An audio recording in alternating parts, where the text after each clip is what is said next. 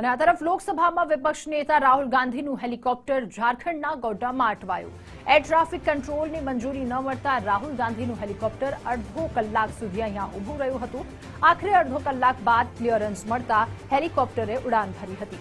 કોંગ્રેસના ધારાસભ્યને હેલિકોપ્ટર માટે મંજૂરી ન મળવાને લઈને પણ ભાજપ પર તેમના દ્વારા નિશાન સાધવામાં આવ્યું. લોકસભા વિપક્ષ નેતા રાહુલ ગાંધી કે જેમનું હેલિકોપ્ટર ઝારખંડના ગોડામાં અટવાયું. એર ટ્રાફિક કંટ્રોલની મંજૂરી ન મળતા રાહુલ ગાંધીનું હેલિકોપ્ટર અડધો કલાક સુધી ત્યાં ઊભું રહ્યું હતું. Ridiculous.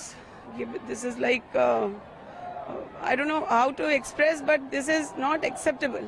He belongs to a family with Gandhi family where two of our prime ministers we have lost because of terrorism and in cases where they were not in proper protection.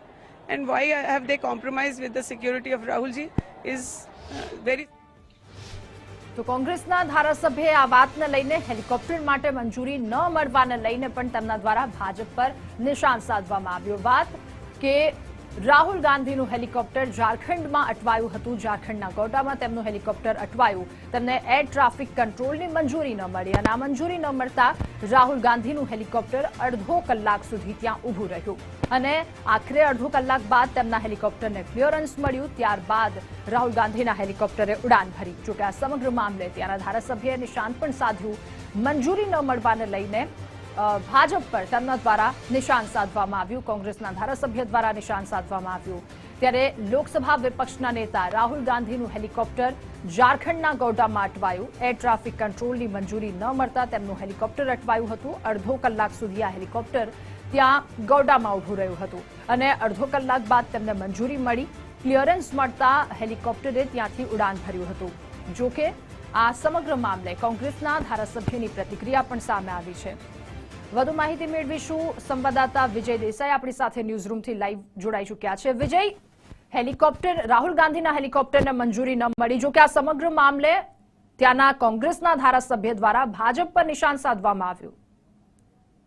ઘટનાઓ છે છેલ્લા વીતેલા એક કલાકમાં સામે આવી છે કે જ્યાં ઝારખંડની અંદર સૌથી મોટી ઘટના એ બની છે કે વડાપ્રધાન મોદી જે બિહારના જમુઈમાં જનસભા સંબોધીને દેવધર એરપોર્ટ પર પહોંચ્યા, જ્યાં વિમાનમાં તકનીકી ખામી આવવાના કારણે 1 કલાક સુધી ત્યાં રોકાવું પડ્યું છે વિમાનને અને દિલ્હી પહોંચવામાં તેમને વિલંબ થઈ રહ્યો છે.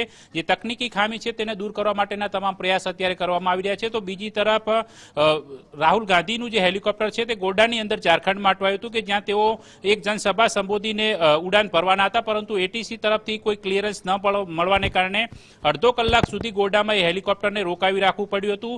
પરંતુ બાદમાં એ ક્લિયરન્સ મળતા આખરે તેને ટેક ઓફ કર્યું હતું. પરંતુ તેને લઈને રાજનીતિક રીતે પ્રહાર પણ છે તે કોંગ્રેસે ભારતીય જનતા પાર્ટી પર કર્યા હતા અને કહ્યું હતું કે ભારતીય જનતા પાર્ટી આ પ્રકારની રાજનીતિ કરે છે કે જેમાં જીવ જોખમમાં મુકાય તે પ્રકારનું વર્તન કરી રહી છે.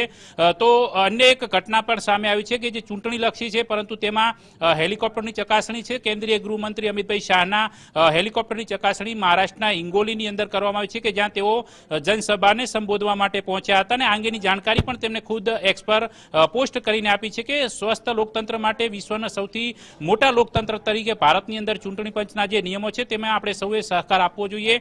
આ પ્રકારની આ 3 મોટી ઘટનાઓ છે છેલ્લા 1 કલાકમાં સામે આવી છે. રાધા જી વિજય, આભાર આપનો તમામ વિગતો સાથે જોડાવા બદલ.